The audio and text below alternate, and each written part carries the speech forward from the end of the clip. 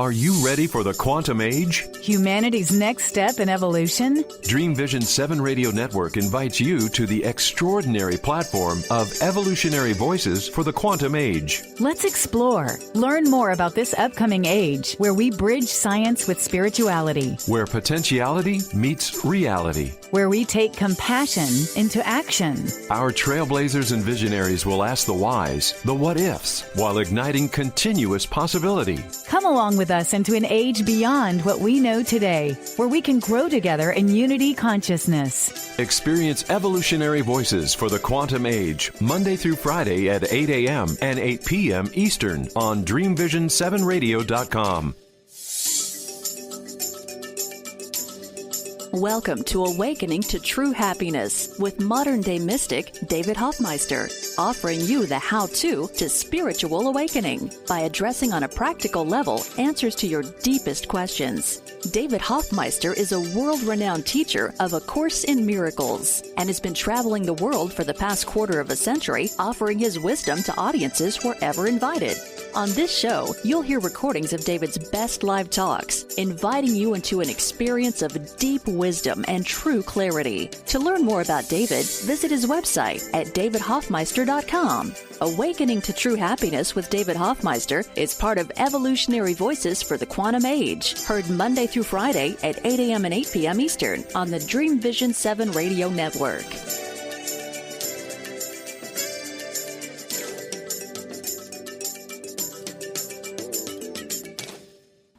Hi, everyone. Nice to see you again.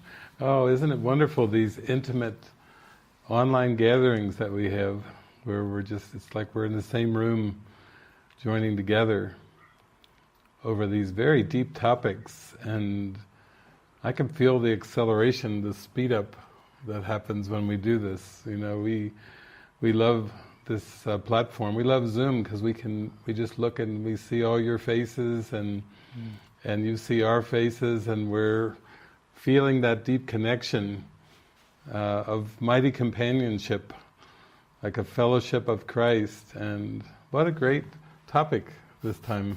Under Christ's control. Clueless, carefree, and cared for. Isn't that amazing? Yeah. It's a great one, actually. I just while Salva was singing, just all these, how perfect it is for me was flashing through my mind, and I thought, oh, this is my retreat. So, yeah, because I was just, this is what it was. Yeah, I just was thinking how involved I've been in the ministry for the past 3-4 months, and then all of a sudden, last week, it just turned on a dime, and I've been unwinding from things, and I still haven't quite unwound from everything. And then it's really to give me permission to feel what it is now really for me. And I had this dream last night. It just went through my mind again that,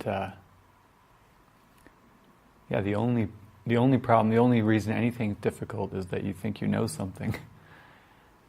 Whether it be how to run a ministry, whether it be how certain decisions would be made. And if you're coming from that concept or context, then when it goes, that's where the pain is. And so this is all just coming to my awareness now. So I'd love to do this weekend with not knowing. With you here, it's easy. That's great. And the song, Bring It Back, Let Go. There it is. Right. That's so good. So, you know, a lot of you know how much I like to use movies, and of course we have our Movie Watcher's Guide to Enlightenment and our Mystical Mind Training. We use a lot of movies and movie clips there, but I also just in terms of the movie metaphor, you know, going to a theater, going inside, sitting down in your chair, and then as the lights go off and the show starts, the movie starts, you know, you lose yourself in the movie, and it's quite an emotional ride, and you don't even know what all emotions are going to surface during that movie. But actually, being under Christ control is really bringing it back, as Swava shared in her song, bringing it all back to the mind. But we need a lot of practice. We can't just be told to bring it back. We actually have to really practice this day after day, moment after moment, really to get in touch with our mind, because that's basically why the world was made. The ego made the cosmos, linear time, to keep us distracted from our mind. It doesn't want us to get in touch with our Christ mind. It doesn't even want us to get in touch with the power of our mind, the power of thoughts, and it doesn't want us to get in touch with the idea that we can actually control the direction of our thinking. We can actually change the purpose of our mind from one of hatred and fear and guilt to one of forgiveness and peace and joy and love. And admittedly, that's a big turnaround to make that change, but that's why we're here. That's why we're all on the online retreat together. That's what it's all about. And Jason was just talking about, even getting attached to the role of running a ministry. Part of just beginning to go in the direction of being under Christ's control is to start to allow ourselves permission to loosen from the roles where we have placed our identity. And you were noticing that role. Instead of just waking up every day and as soon as your eyes open, you're in the role and you just go through all these roles every day, go to sleep at night, and then repetitively play the same roles over and over and over. There has to be a way for us to begin to loosen from those roles. And there are lots of ways to practice this, and there are a lot of symbols, but one of the things I always enjoyed is sometimes when Jason and I would go to the movie theater. Jason is a theater hopper. Any of you know what a theater hopper is? He goes and hops from theater to theater, hopping into different movies. and so he may take in 3, 4, depending on how big the theater is, 7, whatever. But you can just imagine how you would have a bit of detachment from the characters if you just pop into the theater at any point of the movie. You don't know the movie, you don't know the plot, you're just in there and it's just the characters, and then you shift to another one. This is kind of your way of reincarnating. This is way, instead of going to the theater, Jason reincarnates and pops in and out of movies.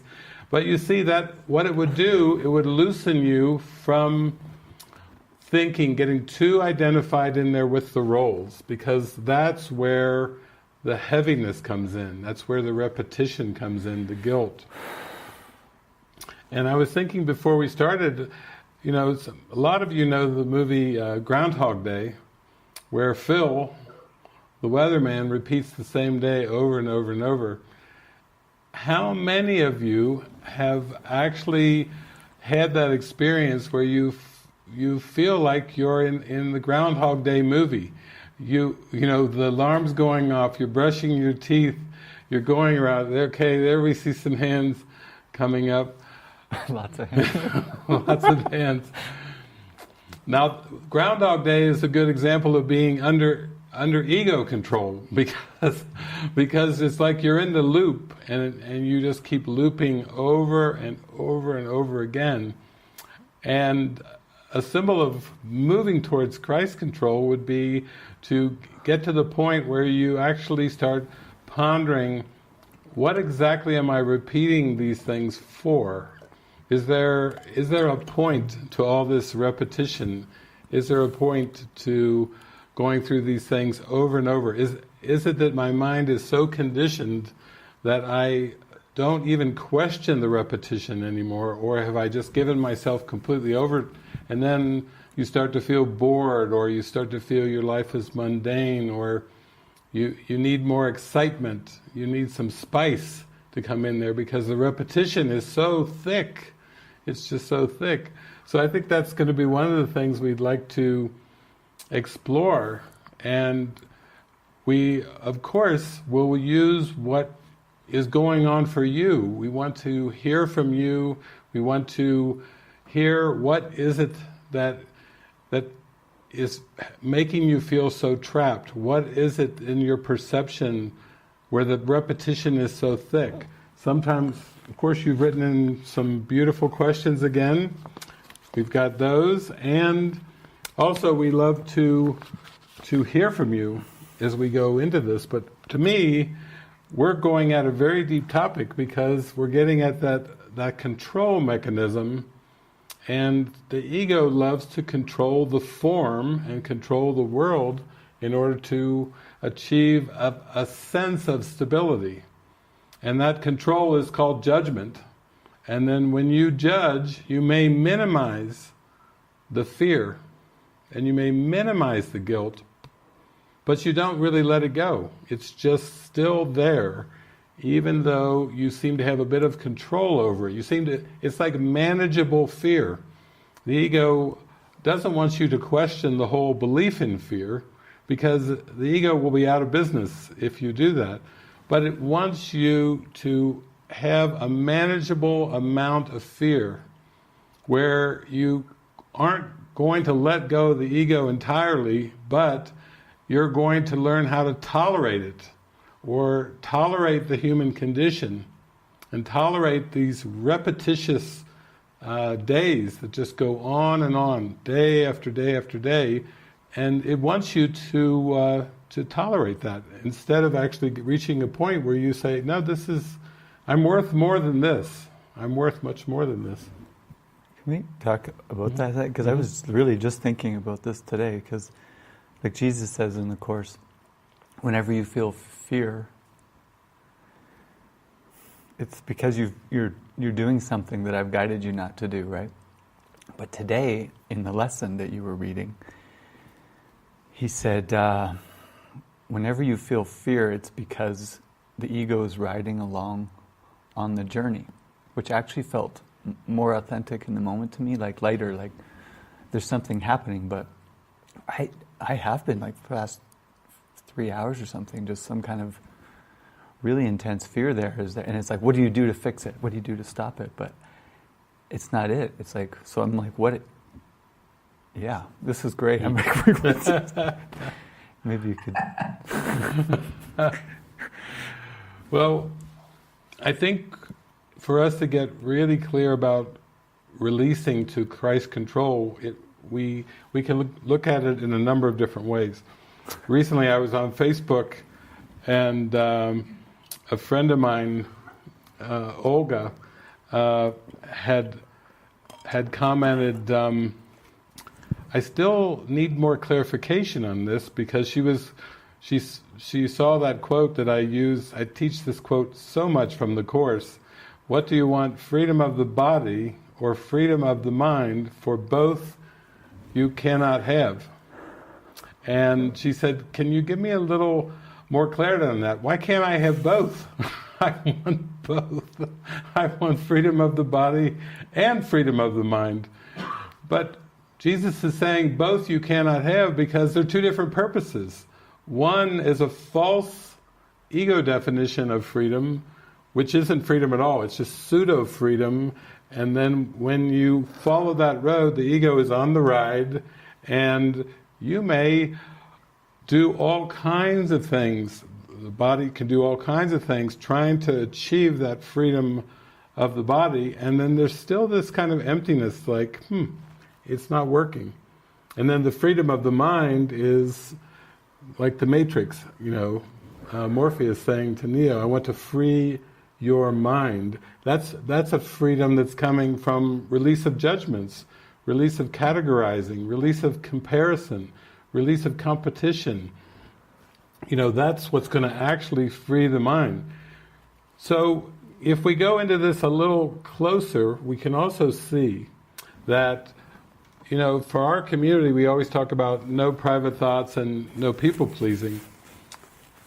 The reason that we focus on not holding on to private thoughts, or not stuffing them down and suppressing them or repressing them, is because to the extent that they're valued and held onto, and to the extent that they're pushed down and